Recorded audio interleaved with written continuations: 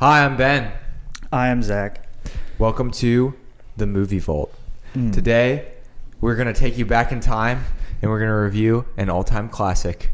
What would that all-time classic be, Zach? Citizen Kane from 1941, Orson Welles' brain splattered out into a black and white film with great acting, subpar makeup, but also pretty good storyline overall. Yes. But yes, this is the movie that everyone brags about. This is the movie that everyone has said is the greatest movie of all time. It's either this or The Godfather, which we already did. So they're head-to-head. Ding, ding, ding. We are going to see who will win because we have just recently watched it as of 5 minutes ago. And so it's fresh. It is very fresh. So, Orson Welles is the director. What else is he known for besides just this? Do you know? War of the Worlds radio drama. Oh, that was the one where it came out on the radio and people actually thought that there was aliens attacking Earth. That's the Orson Welles stories I always remember the most. Okay. Interesting. And so he was big into radio dramas. And this was I think, if I'm reading correctly, this was his first movie or motion picture, whatever you'd like to call it. And so I don't think it was necessarily a guarantee that this was going to be a success. And in fact, I don't think that this movie was all that successful when it originally came out, which is always interesting when that happens. Interesting. So he also has done a couple other things, such as The Third Man, right? He was in The Third Man. He was in it. Okay, so he plays the main character. Let me see what other... In The Third Man, he is not the main character, but he is an important role of the movie. Well, either way, he's pretty good in this movie. So Ben, just for starting off, do you think it is the best movie ever made, as everybody asserts? I don't know that you could ever... This is such a cop-out answer. I don't know that you could ever determine a best movie ever made. So, and on first watch, I'm not sure I'm ready to call it the best movie ever made. But I will say this. I think I would give this a 5 out of 5. Really? Yeah. On my immediate gut reaction, which I usually trust. Well, then what stuck out to give it a 5 out of 5? I don't get that. I think there's something sort of grandiose about the whole thing. And I love the way that it used, it just framed the story. So instead of it just being like a straightforward story about a guy who built a fortune and then lost it all, you could make this a linear storyline, right? Where you show the beginning scene with his mother and it just keeps building and building. You show all of his relationships. You don't need all of this, people interviewing other people and all of that. But I think that the way they framed it by showing how each person who was close to him interacted with him and how the effect that he had on their life and the effect that they had on his life was actually a much more interesting and compelling way to show the story. So that would be the first thing I think that really stuck out to me about this movie. Yeah, I think one thing though is the best movies all have there's two sides of it. One, there is a great moral, great story going on, interesting, brand new, unique, and visually cool, and the acting is great. That's all kind of the main cinematic experience. Plus, you have the world building in the way that the movie actually flows, the style, the direction, what scenes, the cuts, the camera angles, and the lighting and everything. So I think there's a finesse to it in this, particularly that I think you mentioned this right after the movie. It didn't feel like it was made in 1940. It was released in 1941. It felt like there was some humor that could have been used, in movies today. So it is interesting to see the style of movies compared to other older movies that we've seen, because it's been 80 years now. Yeah, this is the oldest movie we've reviewed on this podcast, right? Well, Dr. Strangelove was 60s or 70s? 60s. So we even skipped the 50s, went into the 40s when this movie was made. And I wish that I was more of an expert on older Hollywood things, but I'm really not. I know some of the there's silent films in the 1920s that were popular. There were some German ones that now get referenced as being big. Silent film would still go on into the 30s with Charlie Chaplin. But there was plenty of other. Alfred Hitchcock started in the 1930s and other people. And they started making Hollywood as we know it today. But this kind of feels I saw, it might be controversial because I saw this was like somebody that, when they talk about auteur theory, like the director is the one who's the driving force behind what makes the movie great. That's kind of I don't know that it started with this movie, but this movie is like a early version of that, where people would say it's Orson Welles' movie and it's his vision cast. And I guess it's kind of a second level because he's the main actor in it too. So I think it was definitely significant, but it's interesting that it wasn't like recognized in its time, like immediately. But are all great movies immediately, or are all great pieces of art immediately recognized? No. So definitely not. And it said, let's see here in Wikipedia, trustworthy source we know. I think it says that it was during the 1950s that people started to, there was a re-release of the movie and people started to like gravitate back towards it, and it started to build its case to be the greatest movie ever. Only 10 years later. That's a lot less than I thought for the greatest movie ever. I think it was more like 15 years. It says Andre Bazin, who is a renowned and influential French film critic and film theorist, who I wonder whether he was involved in sort of the French New Wave, which, if he was, or even if he wasn't, the French New Wave is sort of another like important moment in auteur cinema, because all of those directors from that time period, it was all about what's Jean-Luc Godard going to make, what's Francois Truffaut going to make, what's Louis Malle, I think, gonna make. So and it was, and now, as film fans, you start to now you kind of categorize everything as like, oh, this director made these films and this director made these films. But if you go back to films in the 30s and 40s, you're going to be like, who are these guys? Because nobody talks about the guy who directed White Christmas, or the guy, maybe some people do, or the guy who directed even the guy who directed Casablanca. I'm not sure whether he's super well known. Somebody could probably correct me on that. But it wasn't. It was more about the stars and the celebrity carrying the film. Yeah, and this is a character story. It's about Charles Foster Kane, and what is his dying word? What does Rosebud mean? That's the thesis of the movie. What could it possibly mean? I think you get hints of it at the beginning. You do get to see some of the sled and everything. So you do get. I don't know if you get to explicitly see the words at the beginning of the movie. Rosebud. If you do, it's very unnoticeable, and it goes over your head. At least for me, it did. But it shows the rise and the fall of a complicated man who's searching for something in life that he never really finds. He's married and divorced twice, has a kid, isn't really involved after that, has the rise of an empire and the fall of an empire pretty quickly, and a mental breakdown at the end before uttering his last dying words, Rosebud. So, what kind of things in the themes of this movie? What themes of this movie stuck out the most? For me, I think the theme of self-destruction and the symbols of it. You had all these weird. The scenes that were the most chaotic were the ones where he was just going crazy. In general, I remember one clip in general, or specifically, where it was after the affair, and after everybody knew about the affair, and then there was like this bird that came on the screen. It was like just squawking, and it had nothing to do with the story. Yeah. And it was just like a quick clip of a bird, and then it goes like the scene's right behind the bird. And I was like, I kind of got a little scared, maybe. I don't know, maybe. But it was just kind of like shockingly, and it was I was like, why would they put that in there? And I started to think like maybe they put it in there to show like, this is kind of like, I don't know. It's just showing us like what this self-destruction looks like. Because then in the very next scene, he goes in and his wife's leaving, and then he's destroys the entire room. When he was at the top, he was like the richest. He had the castle, he had the manor, he had all these newspaper businesses and everything. So it's I think it's a metaphor in some way.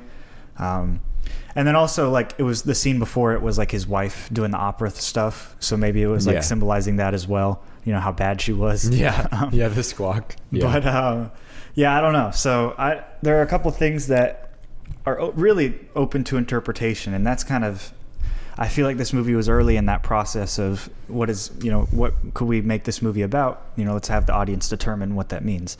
So it's really just a foot in the door for postmodern filmmaking. But I think the themes of self-destruction and just searching for something that you're not really going to find, that's what I kind of took away from it, as this sad, lonely man dies alone. Yeah, I think this movie is easily relatable to our time as well, because it sort of sets up this expectation for like the moral billionaire, I guess. I mean, he wasn't probably a billionaire, but he was. I think everyone has this idea that like if you had a lot of money, you would just be able to do so much good with it, and you kind of see like the complexity of the reality of the situation of what occurs when you do have access to a lot of money, because it seems like at the start of his career, Orson Welles is endeavoring to do a lot of things that he thinks are good and moral, but by the end of his life, you realize that he did everything for himself, and you maybe start to doubt a little bit the human capacity to even actually do anything that isn't just like self-serving, even at least in their own merit, like, which is what he was trying to do, because I think in his head he was doing people a lot of good for most of his life, and sometimes he would be self-aware and be like, well, this is how it is, or whatever, but really when it came down to it, he was going to do it his way, or it wasn't going to be done at all. So I think nowadays people will kind of complain of the same thing of people who they feel like are in his position. But the question is, and I think Charles Foster Kane. Charles Foster Kane, I was trying to remember his middle name. He asked the same question the other way, like, would he have been a better person if he had less money? Mm-hmm. And some people ask the question, would I be a better person with more money than this person who has a lot of money? But it doesn't appear that would be the case, because money doesn't change anything about you. It just gives you more access to things. So how you are when you don't have a lot of money isn't necessarily going to change just because you have a ton of money, which is there's a lot of people who think that gaining a lot of wealth will somehow change how you actually are as a person.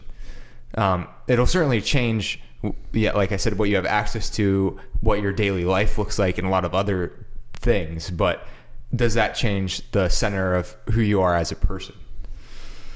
Yeah, that is true. It's it's just about the person in general. The line was, if I hadn't been very rich, I might have been a good man. That's a good line. So good I wrote it down, so I'm glad you noticed that too. It makes me feel good that I can identify those things. But the whole part of the movie about the Rosebud, it really does go back to, who is this boy? Who is this man? Why is he so mysterious? Why are people looking into his life after he dies? Why is it so important that they know what Rosebud means? It's because this man is complicated. People don't understand him. They don't know why he did what he did. So maybe this Rosebud will answer it. And, the audience gets to know, but the characters do not.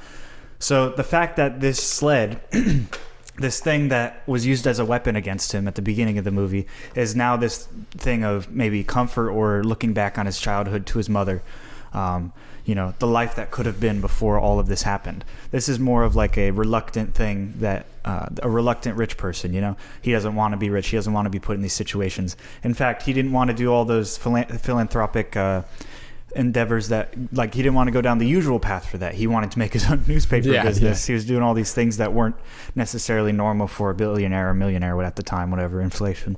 But once he was taken away from his mother, he thinks of Rosebud as this, either as this source of safety, or he's looking back at before he was taken away, because that was, as soon as he was hit with that sled, everything changed forever, technically.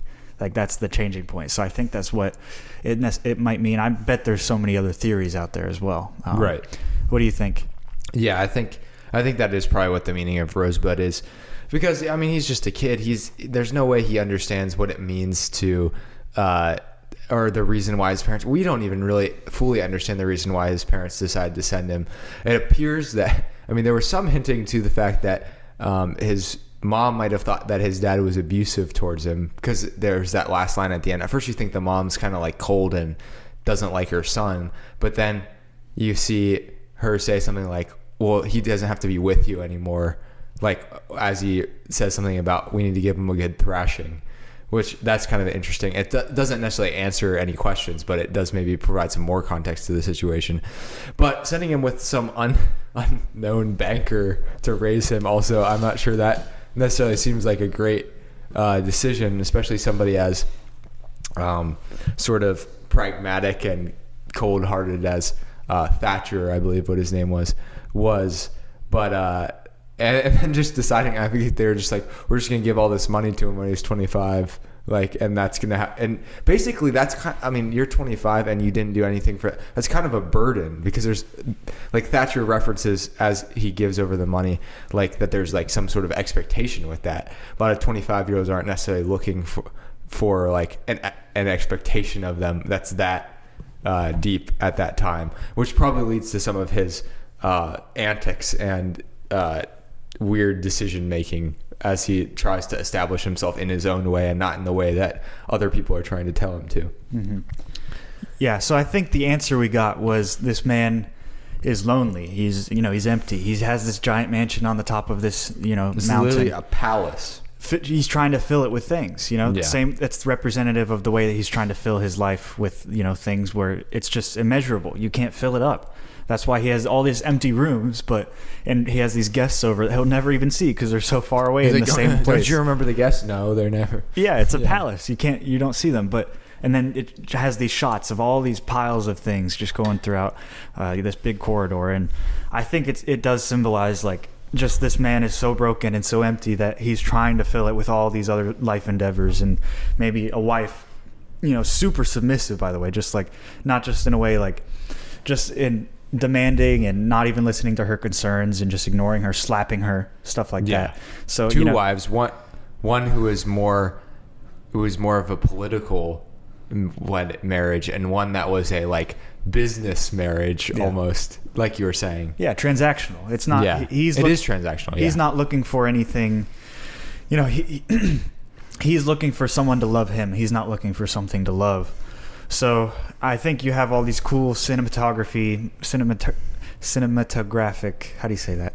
Cinematic. You could say maybe. Yeah, I guess cinematic. Whatever. But shots of like the big mountain. It's obviously fake, but like you can look at it and be like, okay, that's huge. And then it's like this big room, and there's a shot where the woman's doing the puzzle, right? And his second wife, and he's sitting in a chair super far away, and the shot like shows him in the background. It's just like, that shows how distant they are, really. Like they're so far away, and he's like, I think I'm gonna go for a picnic. He's saying it like 30 yards away from her. She's like, say it louder. Yeah, like, come on. But I think there's a lot of shots that symbolize that.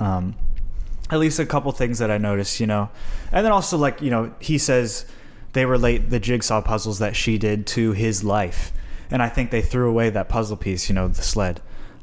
Maybe a couple other things would have been needed to figure out this man is just broken and lonely. Obviously, the butler kind of knew that after the tantrum that he threw, but there were a lot of hints towards it that other people from the outside might not have saw. But it's great. I mean, the character, just going so deep into the character, just showing like all these different views on him. Good views, bad views, mainly bad views. Like all these different areas. Like his life was very inconsistent, right? He starts off in just philanthropy, and then the newspaper business and the opera business. He's going through all these phases to try to search for something, and you see he never finds it. Mm-hmm. Absolutely. Now I'm getting on some rabbit holes. I liked one thing that the critic David Thompson said about this movie. He said that the film grew... Well, he said this in like the 1960s. So he said, the film grows with every year as America comes to resemble it. And I think that's a pretty interesting point, because I think in some ways this movie, I don't know whether it reflected how America was at the time, because America was about to go into a war and had just come out of, or was coming out of the Great Depression, which was a period of not having a lot.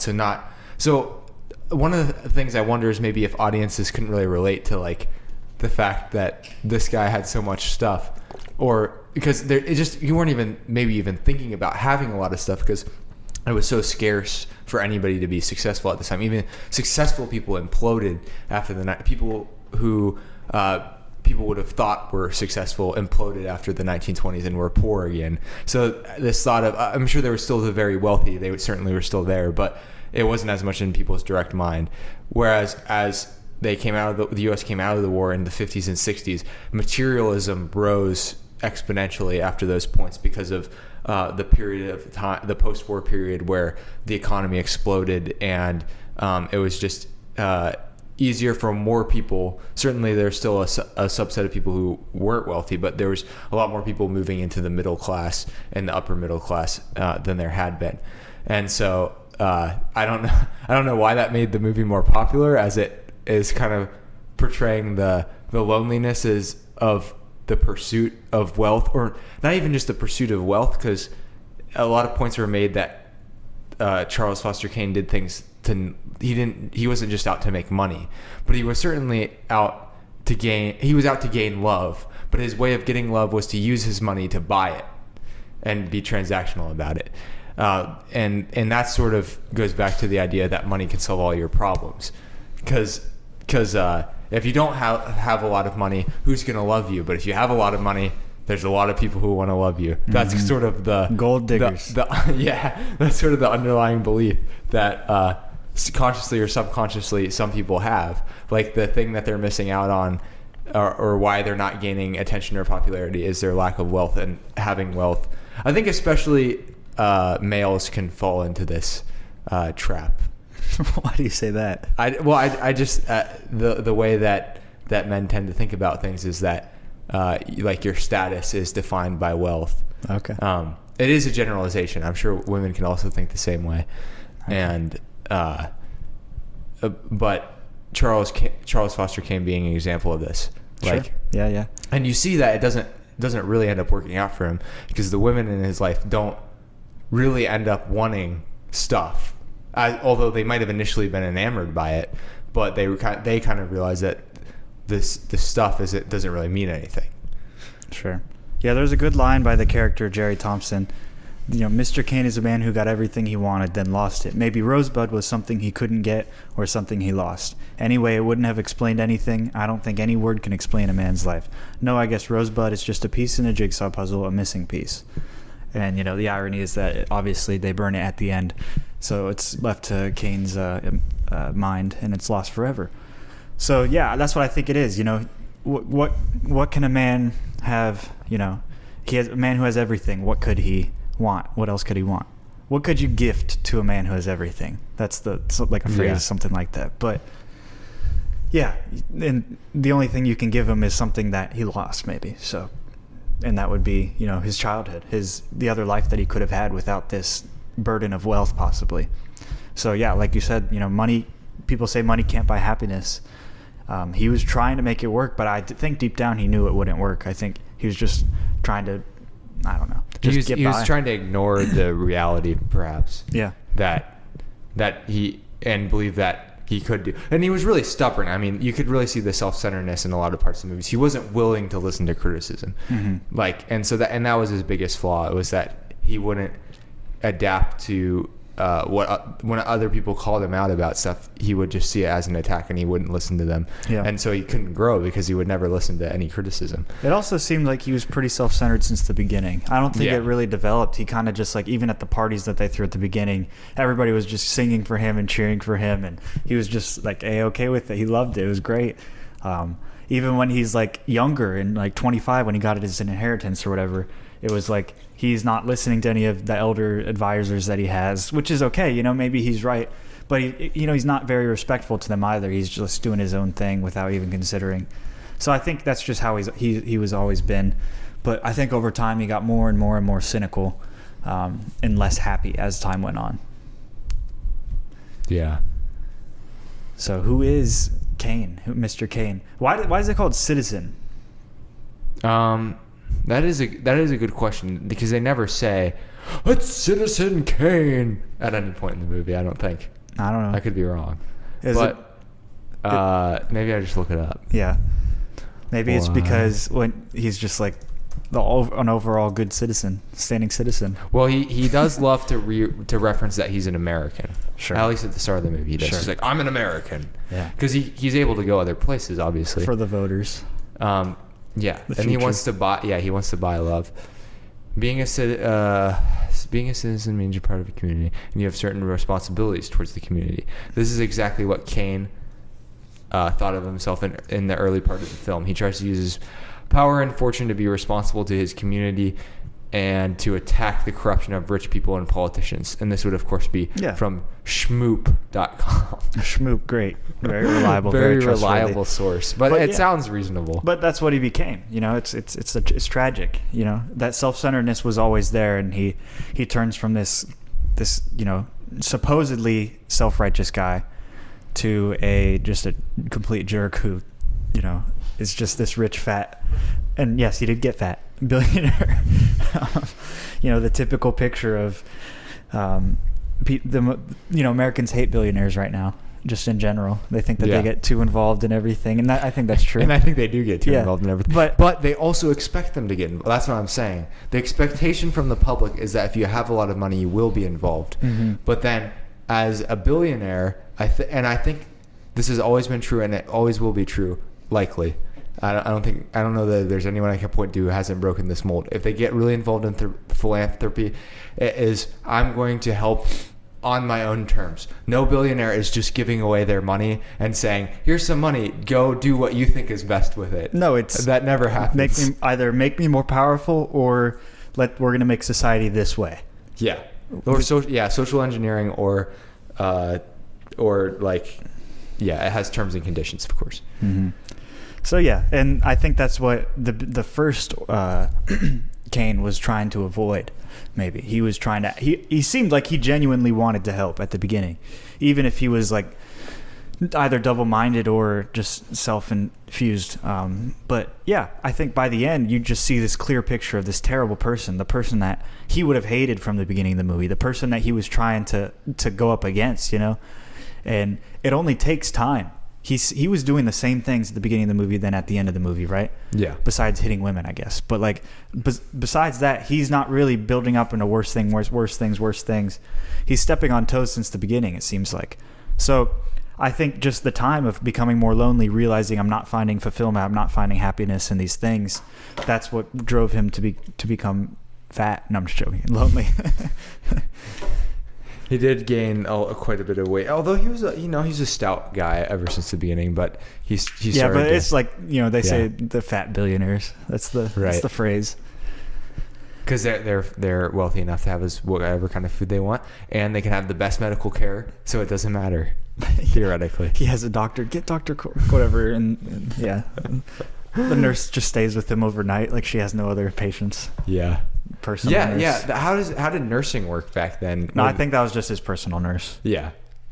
I think because he was like, I want the nurse. Well, doctors used to do house calls too. That's kind of crazy. Mm-hmm. I've talked to people who are like, oh yeah, back when I was younger, the doctor used to come over to our house. I was like, that's such a foreign concept nowadays. Yeah. I'm sure that happens in some instances, maybe in rural areas, but not very often. Yeah. Anymore. Yeah. I mean, that'd be weird. Like you go inside of a hoarder's house. Be like, well, I think I've identified one of the first problems. Like it actually would be pretty helpful in some regards. Yeah. It would leave you guessing less what the situation was at home for some of the terrible. Yeah.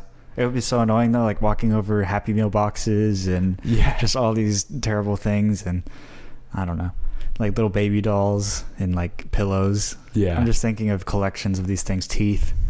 Yeah. But that's it. It's just I don't like the word, but the word is privilege. People use that word so blatantly. It has so many like meanings to it that are attached. But the meaning that I mean in this context is, this guy can have whatever he wants whenever he wants, and to what degree do you limit yourself? When you can have things easy, should you have them easy? I don't know. You know. Yeah, I don't know that anybody has a good answer to these questions. Sure. Because most people don't get the opportunity to wrestle with these things to begin with. And if you have the opportunity to have things extremely easy, if you could just wake up and have everything done for you, should you take that opportunity? I don't know. Because would you argue that difficulty is the thing that defines people in their life? Like overcoming adversity tends to be the thing that, like, how you respond to that adversity is a lot of times the growing points in your life. or it could be the backslide points in your life. Like you lose ground in terms of maturity. Yeah. Or some people say like you are what you do. Yeah. And we all do terrible things. So I don't know. So, at the end of the day, your actions are bring into the world a lot of the meaning. But Right. your thoughts, your thoughts are very important as well. Yeah, true. So, because your thoughts will lead to the actions. sure. Or your eventually. thoughts have your attitudes about things. Yeah. Yeah. Or they show the underlying meaning behind your actions as well. Sure. Yeah. So yeah, I don't know, but I'm just thinking like, if I every day I get a $10 raise, right? I start out at $10 an hour. 10 days in, I'm at $110 an hour, right? Yeah. So now, like 30 years down the line, I'm making a ton of money, right? Ton of money. And all of a sudden, like, I just keep getting all these new things. Like, I buy a Rolls Royce, I buy a Porsche, I adopt a kid, I don't know, I just buy, like, all these cool things. Then I hire all these people, like a butler, a maid, and a servants, indentured servants. Mm-hmm. Like, to what degree is it wrong? Like, what line would I have to cross for it to be a terrible thing, to be wrong, to be a sin, to be a tragedy of self-indulging, I don't know. I don't know that you can define that point. I mean, there's definitely things that you can be like, that's wrong, but those things would be wrong regardless of like how much money you had in relation to spending your money. Like if you use your money to do something that's obviously evil, mm-hmm. I guess it doesn't really matter how much money you have, because no matter how much of a percentage of the money that you're using to do that evil thing, it's still evil. So that the amount of money you have is more or less inconsequential to that situation. But it seems that within, you would have to find some sort of point of conviction where you're like, oh, I have to figure out a way of like what would be the appropriate way to handle having this wealth, right? Yeah. Like, and I don't know that it'd be the same for every person. Sure. Because it seems like it would be. But how high does it get? I don't know. Do you think a trillionaire should exist? I don't know. Some of the wealth, like should Jeff Bezos have when you're talking about trillionaires, it's like a lot of the wealth is like kind of theoretical because it's wrapped up in the value of a company. But so can you even get rid of the wealth? Like, yeah, it's not like that easy to just like. But like, when the company is structural to society, like Amazon. Yeah. Like when most packages going around the US are from Amazon, then it's real. There's value, even if it's not money. There's value there. How much money should a person, even if their value comes from a net value that's placed on their stock? What would they do to get rid of that? Like, you sell the stock, then you get money. Then you just have a ton of money. Well, you're trying to look at it strictly from a number standpoint. I'm saying, what is money at its root? Money at its root is more decision making, more power. Yeah, it's influence, essentially. Yeah. Because like I'm saying, like the money is just sort of it's a signifier of how much influence that the person has over their company, right? Correct. Like, because I mean, Jeff Bezos isn't the CEO of Amazon, but he's one of the highest stakeholders, so he still has a lot of decision-making influence. And you have to think about it. Like, that's why the economy is important. It is an important thing because you have like this paper that would have no value unless other people valued it. It's a social contract when you go to buy something. It's something that people accept because they need goods. Because I can't be a farmer, a hunter, and I can't live in Minecraft, essentially. Sure, yeah, you can't do everything all at once, so we have to specialize. We're really good at that. So if I want to specialize in one, you have these doctors that specialize in 1 square inch of the heart, and that's like their specialty, and they make $1 million a year. And they're the only doctor that does that. They take that square inch of the heart. Or like, I specialize in the tip of the nose. There's so much we haven't learned about it yet. You wouldn't believe. Yeah. So it's just like, And that's what it is. It's just a social contract. So at the end of the day, that's why it's important, because people accept it's important. And if anything were to collapse, it's because everybody says it collapses. That's stocks, that's trading, that's everything, that's bonds. But we see that every day with stocks. You also have to understand it's the government as well, because you have the Fed controlling all of these different interest rates, trying to control, just fight back inflation, fight against the SEC. Yeah.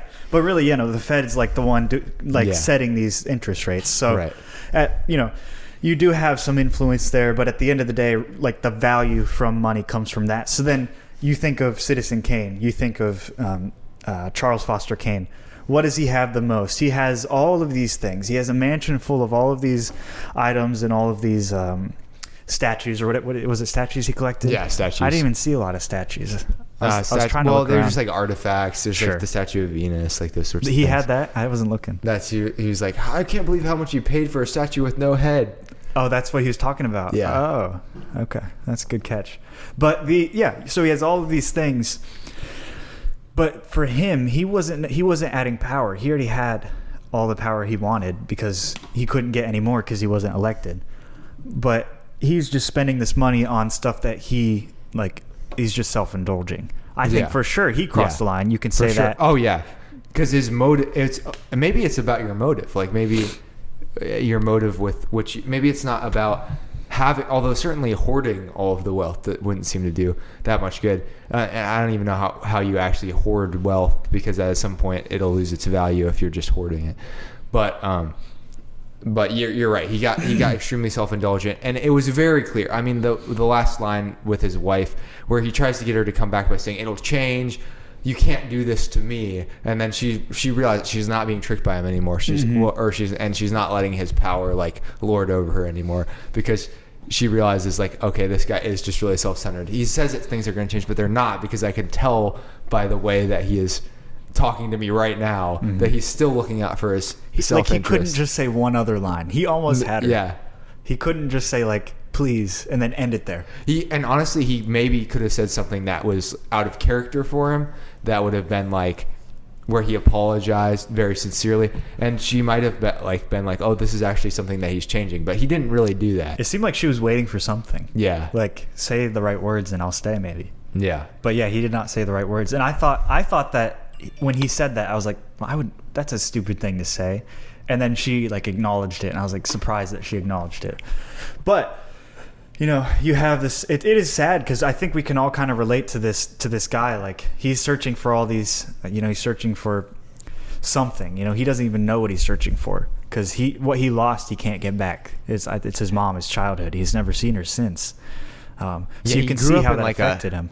Extremely like sterile kind of environment that it was like about gaining wealth the whole time. Right? Well, now, did you see where he lived? It was like Antarctica. It was like just a blizzard. And he's out in the snow, and there's one snowman, and there's like a hut. I was talking about when he got to Chicago, but you're right. Where he would have grown up wasn't exactly stellar either. Yeah, you're right. Where he did grow up, yeah, you're right. Yeah, just following, what was the guy's name again? Thatcher, yeah. Yeah. Yeah, so it is cool. You can see the influences. So I think the way that the direction that Orson Welles took with this film, looking at other people describing him, not actually meeting the character himself, really did help. Because then the character is not so interested in our perspective, that you can see the character's life pan out over decades just because of the storytelling. And I think then the character also can't win you over, because there's no denying that Charles Foster Kane is a very charismatic person, and a lot of people who gain influence are charismatic people. They're good at saying things in the right way, in the right situations, in order to gain influence over people. Mm-hmm. But at a certain point, you realize that. Do you think Sam Bankman-Fried is charismatic? No, actually, I don't think he's charismatic at all. Sorry, I've never seen him talk. Go ahead. But because he's not. But he did gain influence with money, though. Yeah, fake money, but still. But charismatic people end up rising to the top in a lot of situations. I mean, politicians, you have to be able to give speeches. You have to be able to win people over with the way that you talk. So, of course, naturally, you have to be charismatic. But charisma doesn't yield conviction or good morals or anything like that. It's just charisma on its own. It could you could be charismatic and have those things, but it doesn't prove that you have any of those things. And so over time is when you're in a relationship with a person is how you'll end up.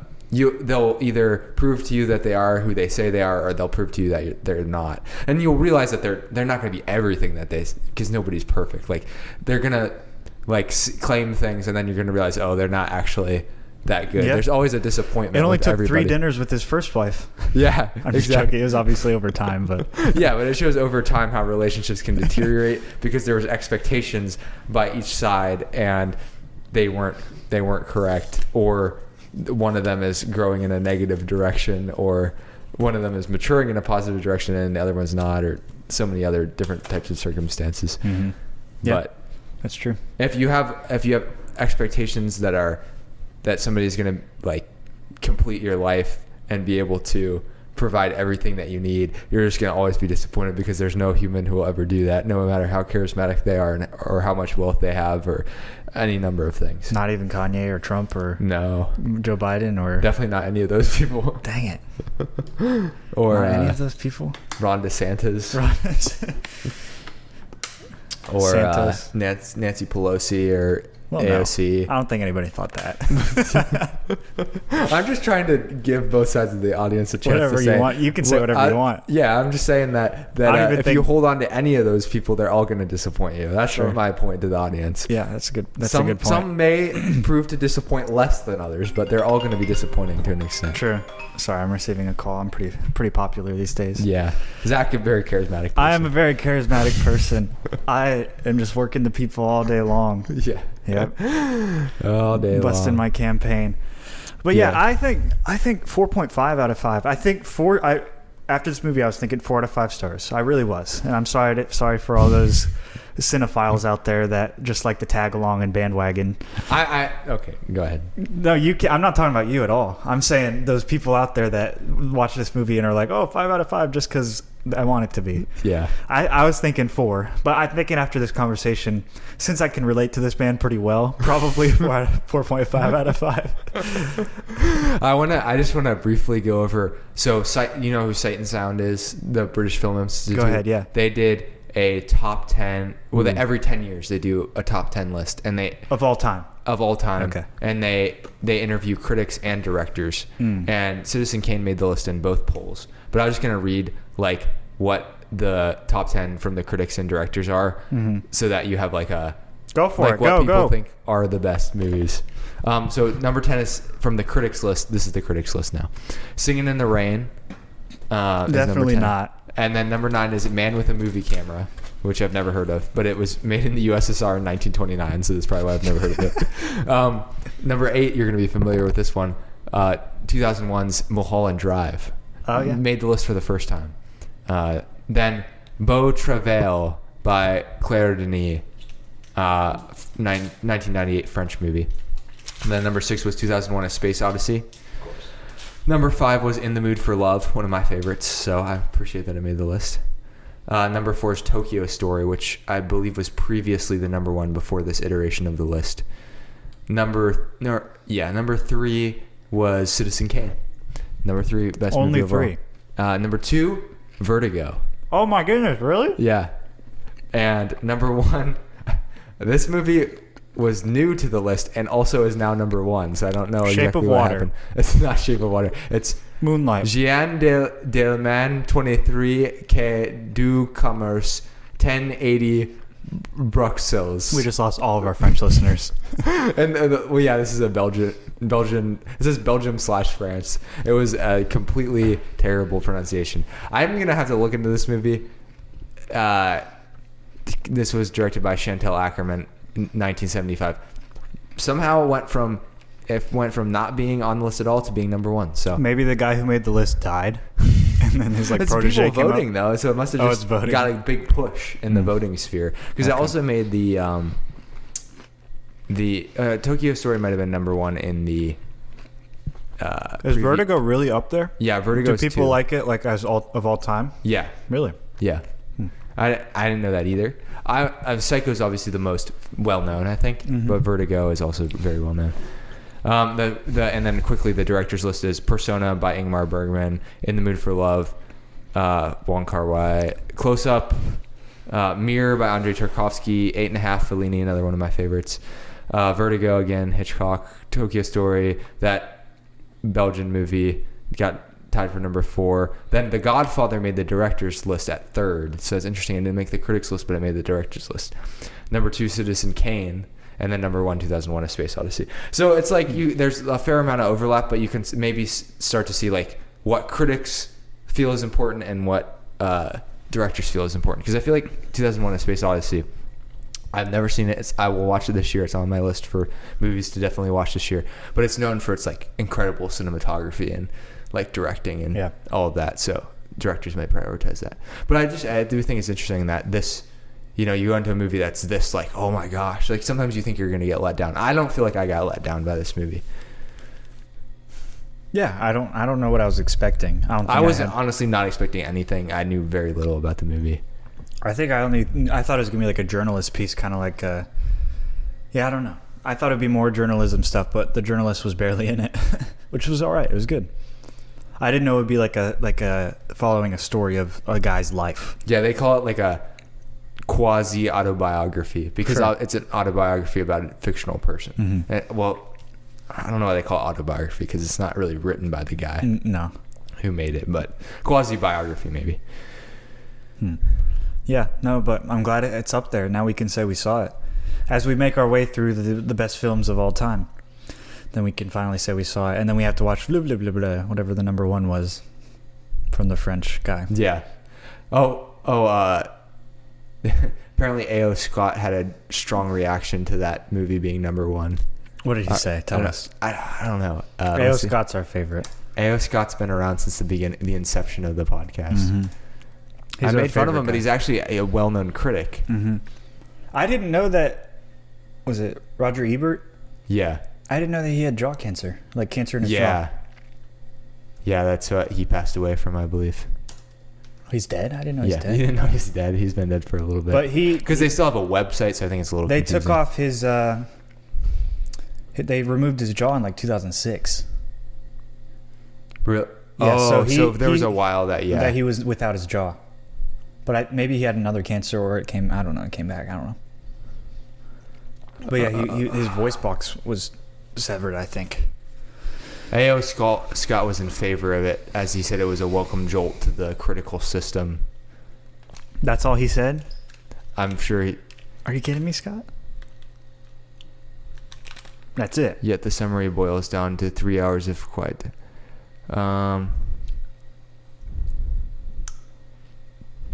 Is he's talking about this the French movie? Yeah. It's 3 hours? I think it might be 3 hours, and it might be like a very like deliberate watch. Like you're not going to see a lot of stuff happen. Okay.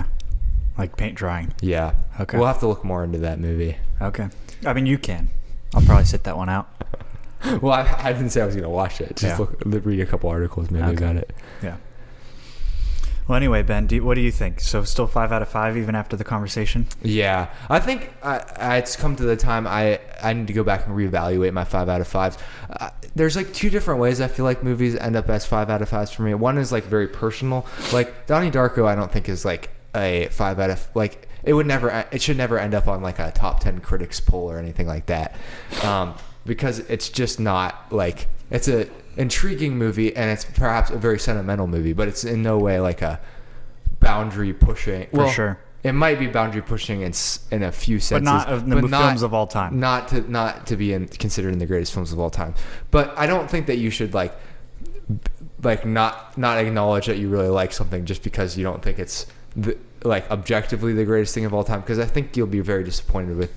Like, or you're not revealing your true feelings towards something. Whatever you want to say. Whatever you want to say. It's kind of meaningless, and I think it's good because I think the more movies you watch, the more your palate changes, and you start to understand things that you maybe didn't understand before. You know, see the cool things that some movies have and some movies don't, and then you start to see the art in a lot of the older movies and how other movies fall off, like they use those ideas in the future movies and stuff like that.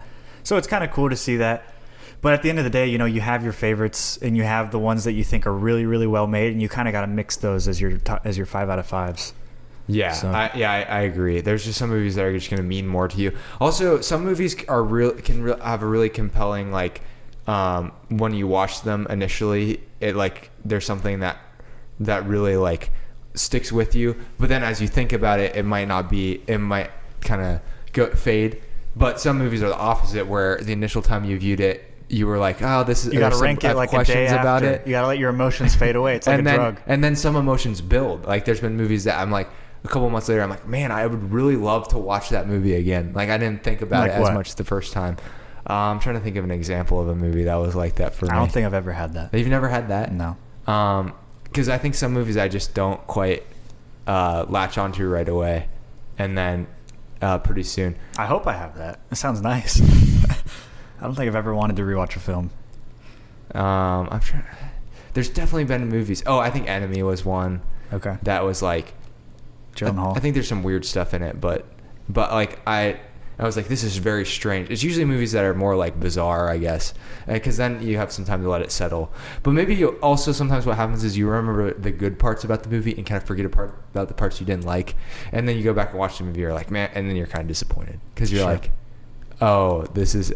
I only was remembering these parts, and I wasn't remembering these parts. That's most of the movies I rewatch. That's why I don't like to rewatch. Oh, I see. Yeah. What you're saying. Yeah. But I think a movie that I watched last year that was immediately I was like, that's incredible, was Black Swan. Oh. It was just I was so it was the way that Aronofsky is, he draws you in with it, this character is so obsessed with one thing, and it's so painful, and you have to go on that journey with the character, and it's so tragic at the end when ultimately that obsession is their demise, which I feel is every one of his movies. I haven't even seen most of his movies. I just know that that's what probably most of his movies end in, is that the obsession or addiction or whatever leads to the character's demise. Yeah.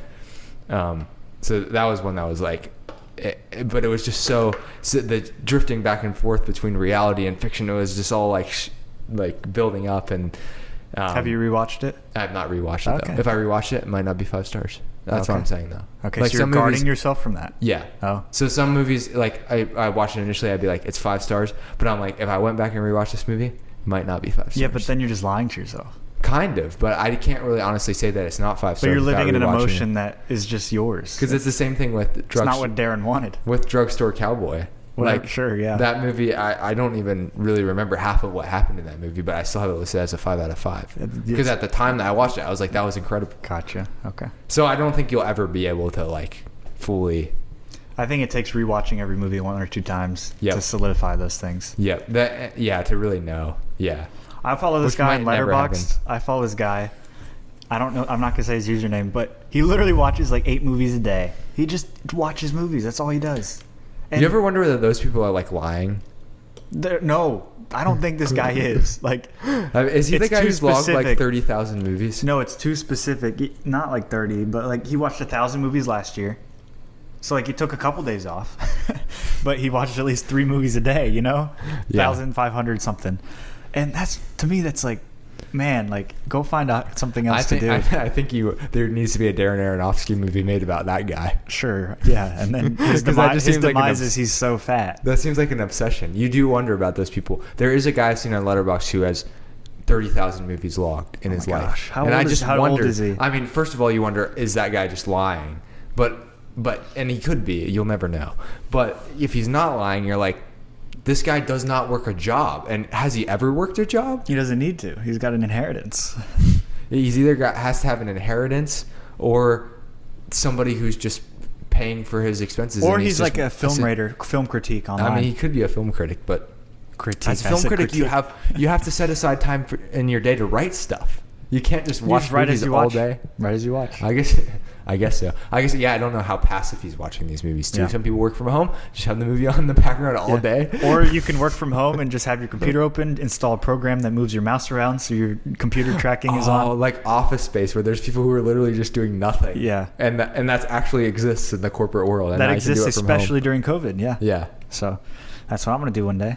Yeah, hopefully. Prescribing medications. That is the American dream. That's a joke. Yeah, I know. I have to say that. The American dream is that you eventually work your way up to a position where you don't have to do anything anymore and you can still make a lot of money. Yeah. I can't wait. I can't wait to retire when I'm 45 and just die. And then go to Florida. I mean, but people who retire die earlier. I'm not going to Florida to pick up seashells. It's quality over quantity, right? The quality of life over your quantity. That's why I'm dying when I'm 45. I'm not going to fart and not know. Because they do say, they're like, if you retire early, you die early. But then if you had 20 more years where you're working, like, this is what I'm going to do. 70 hours a week. I'm going to retire when I'm 35, save up all this money, then start a family after I retire. That makes no sense with your current career trajectory, but do that. I'm doing the opposite.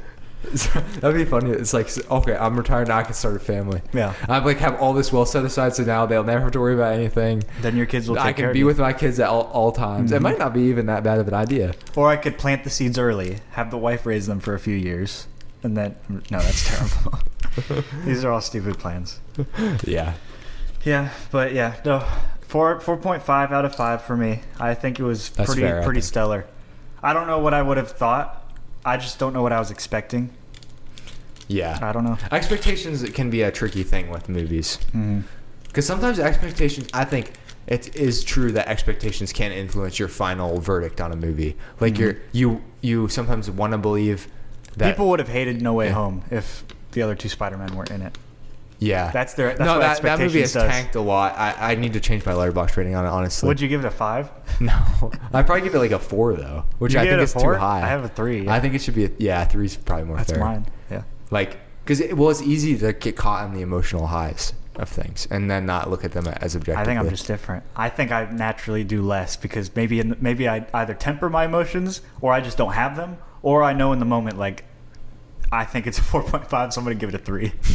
You know, you know how to assess your own things. Maybe, or most of the time, I'm just pessimist. Yeah, I think it is. I think for me, it is definitely a temptation to become like kind of like attached to a certain movie because you start to be like. I mean, Letterboxd does this. This is one of the criticisms people have of Letterboxd, but I think it's great actually. People think that like you start to pick movies in a way that like. You're like rating movies high that you think will make people stick out as like, oh, they like that movie. Oh, wow, that's very interesting. Or like, wow, he gave Women Under the Influence 4.5 out of 5. He must be a very woke man. Not woke.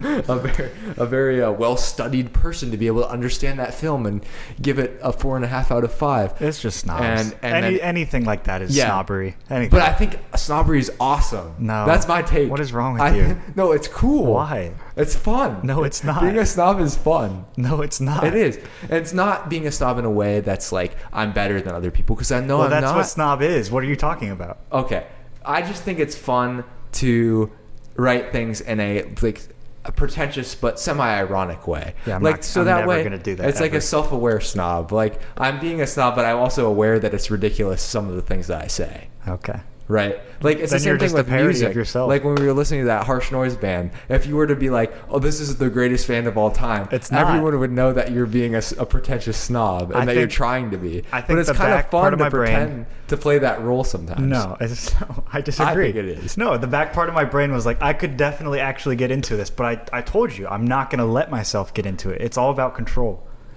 That's what I think. I don't think I'm never gonna write something like, oh, this was a preposterous movie with a subpar plot and blah blah blah blah blah. I write, but when somebody has to. You have to write those sort of things. No, I write what I mean. I write what I think. I'm not gonna I'm not gonna spend more than 5 minutes writing something. Yeah, I mean that's true. One, I don't have the time. Two, I don't want to. Yeah, but you can. Ben, I'm not saying you shouldn't. I just think I don't like that. I just think that I find more fun in the snob culture than other people do, and maybe it's because. If somebody came up to me and was like, "Oh, I can't believe that you think Inglourious Basterds is a 5 out of 5, or that any Quentin Tarantino movie is higher than 3.5 out of 5, or whatever," because I realized that like none of that stuff like actually matters like to my actual life. Like what I think of a Quentin Tarantino movie isn't gonna like ultimately matter all that much. So it's just all fun. Like it should just all be fun. The minute that your like emotional being is like being defined by how other people are like reacting to what you put out on Letterboxd or any other social media thing, unless it's something that has like actual merit to concern, where somebody's saying like, I'm concerned about like how you're acting in a certain way, like okay, that might be fair. I'm concerned about how you're acting in a certain way. No, but I just mean like these opinion-based things. Like people do. I mean, I've heard of people who have like on Letterboxd, they've started to like develop these like OCD things around the app. It's hard to believe, but it happens. And they have to like everyone's reviews so that everyone likes their reviews, and and that's how all social media works. It's just a microcosm of a particular one. Sure. So it's for the sickest of those. Yeah, but I'm saying that I'm better than those people. I'm just kidding. I'm not. I'm concerned about the way that you are acting. I'm not better than those people. Your emotional well-being is being defined. No, I'm just joking. I'm joking. But I try to be aware that you can't. Sure, whatever.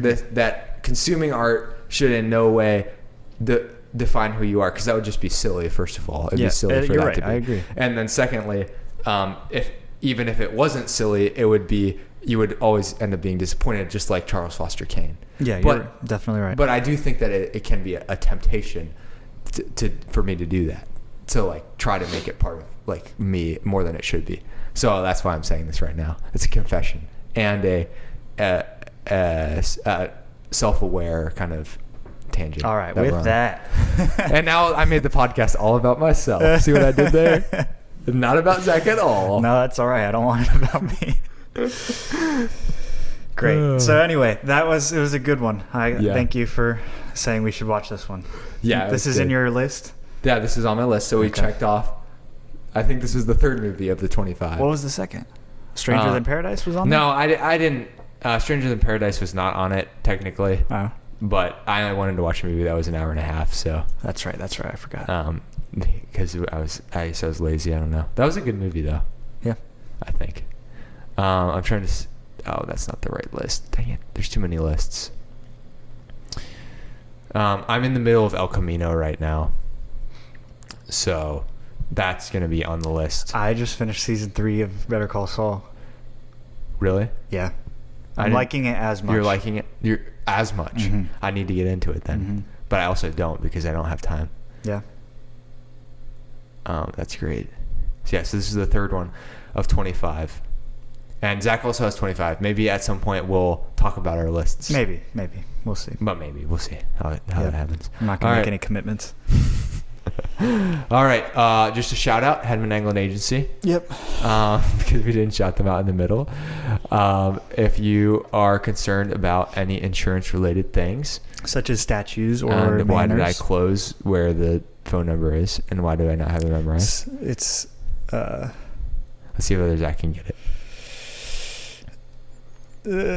Something 7300 614 it's 486 7300. That's right. 614-486-7300. And tell them Ben and Zach sent you. Hedman Anglin Agency, auto, home, business. and business. And with that, we'll close the vault. Yep. World War II.